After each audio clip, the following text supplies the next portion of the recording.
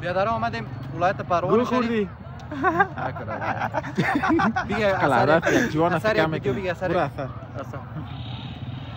سلام علیکم بیادر دوستان عزیز. قسمی که میبینین در ولایت پروان هستیم، شهر چارکار، گلغندی شریف. دیگه آمدیم اینجا یکم تفریح کنیم، یکم خوش بگذرانیم.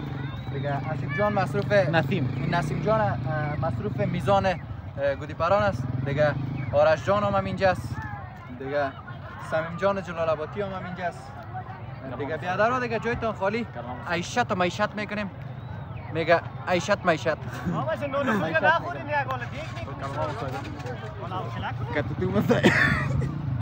مصاحبه کامران بیادر موزه شما خوش آمدی به ولایت پروان شریف، شهر چارکار، گلغندی.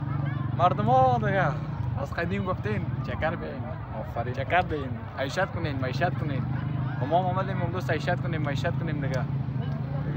بیادرهای گل جای یک نفر خالی است که اسید جان عزیز، اسید جان خانزوی. بیای بفرمای بیادر کنه چی مصاحبه داری؟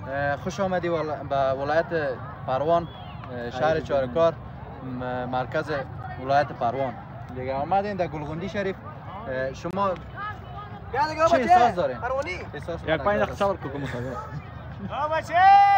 احساس است را بگی لالا چرا؟